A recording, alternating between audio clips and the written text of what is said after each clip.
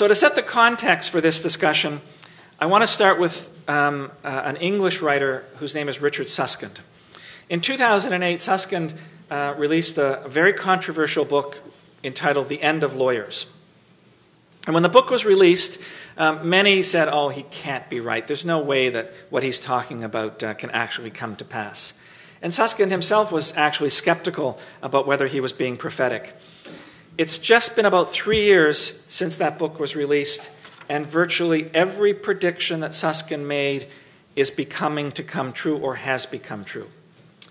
And the one area that he speaks about that I want to focus on relates to technology and its impact on the delivery of legal services. And Susskind identified 6 trends that, in his view, would profoundly impact how law is practiced and how we deliver services to clients. The first one he spoke about was exponential growth. And this doesn't relate to exponential growth in the numbers of the profession, but rather exponential growth in the power of computers, the amount of data available and the rate at which the ability to store and manage that data occurs. In computer lingo, they refer to it as Moore's Law, which says that the processing power of computers will double every 18 months, and the cost of processing halves in exactly that period.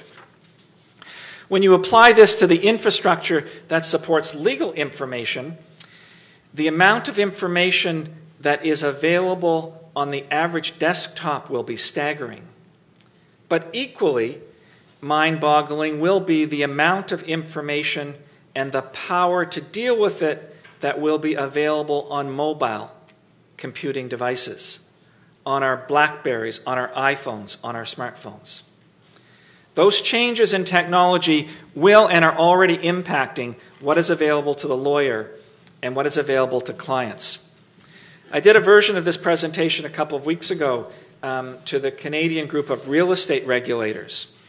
They face in their profession the reality that more and more of their clients and more in the profession want to actually transact the signing of an agreement of purchase and sale on an iPad. And there are now realtors practicing without paper at all, and everything they do is maintained on their mobile computing device. The power that that device has is becoming earth-shattering. The second trend that Susskind refers to is called information satisfaction. And this relates to the phenomenon that we will only get the information that we want. In other words, we will have the parameter to set, we will have the ability to set the parameters for what we read, what we look at, and what is made accessible to us. So you will choose to receive the Globe and Mail or the Chronicle Herald online and only get those portions that you are interested in, the business page, the sports section, the arts, or whatever. The same is true and is becoming more true with regard to television. The conventional network television is going the way of the dodo bird. More and more people access television from their computers and only get what they want. So information satisfaction means that you will not have to leaf through a vast amount of information. You will tailor. You will get only what you want. You will be satisfied. And the same is true for our legal clients. They will select what information they want, and they will select the kind of relationship they want to have with their lawyer. They too will demand satisfaction. The third trend Susskind speaks about is the online community. And so if you think about the world in which we're operating, email plus the internet, which has a lot of the information, plus social networks equal fundamentally new ways to interact and collaborate with others. And this is the change that will probably be the most significant as it grows in the future. There are literally dozens of examples of how law firms are beginning to utilize social media together with email, other forms of communication, and the internet to transform the way they do work. I've noted here two law firms, two examples of this. They're both law firms which are changing fundamentally the way lawyers collaborate and work with their clients. Their use of simple processes have changed the way lawyers work and have changed clients' expectations. We are in the midst of rapid changes in the way that people shop, communicate, research, and read. We should expect nothing less when we reflect on what is happening with legal services. I'll just briefly describe the second example there, ClearSpire. ClearSpire is an American law firm. It's a virtual law firm. It operates in the cloud, and I'll come back and describe that in a little more detail in a minute. But ClearSpire has set up a paradigm in which all the lawyers in the firm were formerly partners in major law firms. For a variety of reasons, those lawyers decided they didn't like that model any longer, left those firms, and ClearSpire has created a network across many states of lawyers with 25, 30 years experience who are very able to offer sophisticated and complex legal advice to corporate clients. And their market base is almost exclusively corporate. But what ClearSpire does as a firm is it provides the infrastructure and the network for all those lawyers to work from home. And the model of lawyers working from home you'll hear me refer to several times this morning because it is a shift that is in fact occurring. So those three changes that Susskind described really relate to what we do and how we do it. The next three that I want to speak about, Susskind refers to, will deal with who are our clients. He speaks about the net generation as, again, a transformational change that will occur. Susskind defines the net generation as those who do not remember when there was no internet. Now, I can look around this room, and knowing most of you here, know that that doesn't include many of us. But it does include our children. It does include many that we know. There's no specific point or date that we use to describe when the net generation begins. But we do know that the net generation operates quite differently. Face-to-face communication for many has been replaced by social networking.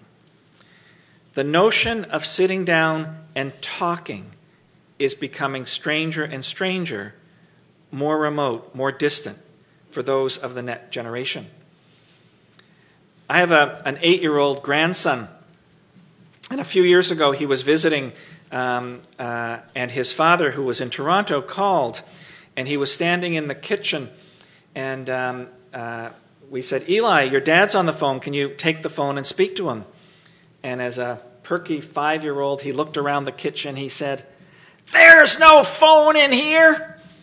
And he had never seen a telephone with a receiver and a cord.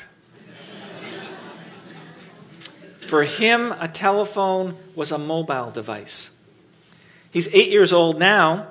He comes to visit, and he speaks to his father on FaceTime. Okay, for those who don't know, FaceTime is a proprietary product of Apple. We have a generation which doesn't know what the telephone is and will never use it. We actually had a discussion, some of us over dinner last night, whether we actually really continue to need landlines at home. So the net generation work, think, breathe in social networks, and they use social networks to organize, communicate, learn, and make friends. More and more, they are also essential to the conduct of business. When you combine the power of mobile computing and the notion of social networks, change is inevitable. As I said, members of the net generation are now our clients, and the question will be whether we're actually able to deal with them. The fifth phenomenon that Susskind describes, he refers to as cliques and mortals. And this is a play on the phrase of bricks and mortar. When you think about combining online and traditional human services, there will still be services that do benefit from personal contact, and there will be some demand for that personal contact. However, there are more and more services that are repetitive and routine and that will benefit from an online application. The question is, when will the next generation say that rather than personal contact, they are quite comfortable in their social networking framework to conduct client meetings, detailed briefings, and closings without ever having a face-to-face contact? A few months ago, this was pure serendipity, I was walking to work and bumped into one of our colleagues, a senior partner in one of the firms in Halifax, and he described for me without prompting, we were talking a little bit about some of this, and he described for me without prompting a closing that he had recently been involved in.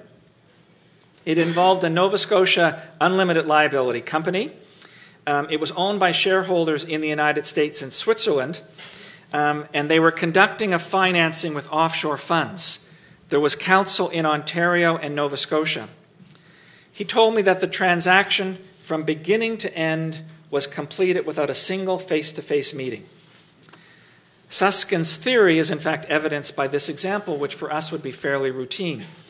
The next generation's preferences will in fact go from mortals, human contact, to clicks, the computer. And finally, the last technology change that Susskind refers to, he describes as disruptive technologies. So companies fail when they, too late, recognize the impact of this disruptive technologies that are happening around them, i.e. the new and innovative techniques that emerge and fundamentally transform companies, industries, markets, and how business is done. How work is done does change profoundly, and as I referred to a few moments ago, you only have to think about the impact of digital technology on film photography, again Kodak, or of Wikipedia on encyclopedias, or of the DVR on the VCR.